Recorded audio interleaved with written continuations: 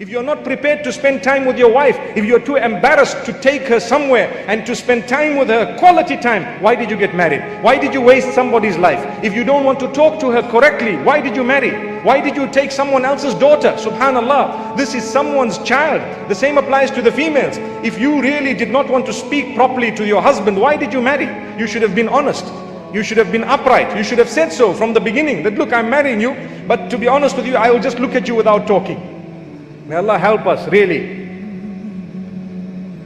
You need to smile, and the smile is an act of worship when it comes to your fellow Muslimin, your brethren. You smile, you break into a beautiful smile, mashallah, you smile. Imagine if a smile is an act of worship when it comes to fellow human beings, what about when it is your own spouse? It is a far greater act of worship. You need to show your teeth to your spouse, and when you grow older, you can show your dentures too, mashallah. Really, subhanallah, for as long as you smile, and you just smile, look at them, admire them from top to toe, look twice, thrice. She is not a woman whom you need to lower your gaze from, but you don't look at her. Allahu Akbar. But the others, we look at them head to toe, and we go to the sheikh saying, that was only one gaze, I didn't look away, not yet.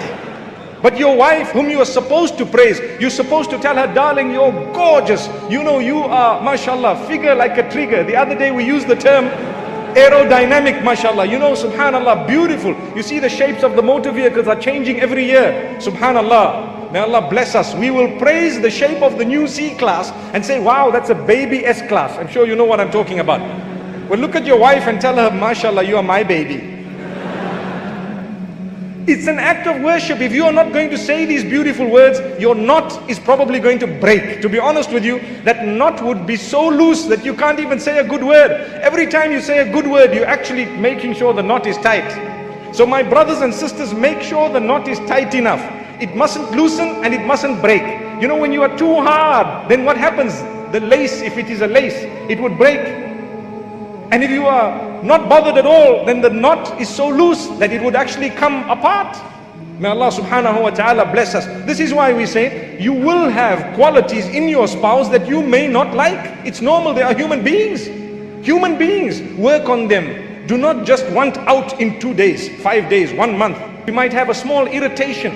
A person sometimes may not know how to handle a woman, and a woman may not know how to handle a man. The nature is a little bit different, we know that. So sometimes a woman prefers to remain silent for a while, and you can't just get excited and agitated and irritated and you better talk to me, and you lift her up. What are you doing? You're tightening that knot so much it's about to break, and it will break. By the time you put her down, there's no knot left.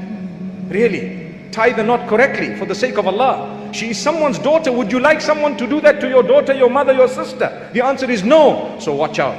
Treat her correctly. She has a nature. If you don't know how to handle a woman, go for classes prior to marriage. We encourage the ulama here to have marriage classes, really. Coaching, what should I do? Subhanallah. May Allah subhanahu wa ta'ala grant us ease and goodness. Because how to treat the opposite sex and to know their temperament, to know what they may or may not, what you will find in the opposite sex, important. Very, very important. Some of us, we know nothing. The last thing, subhanallah, you get married and you think, I'm the boss, and that's it. Boss is a perfume for all I care. May Allah subhanahu wa ta'ala bless us. If you are boss, you will be sprayed, and you will be sprayed all over the show, my brother. May Allah subhanahu wa ta'ala help us. Remember this. This is Allah. This is a gift of Allah upon you. You need to treat a person like a gift. Like I said, be patient. Work on them.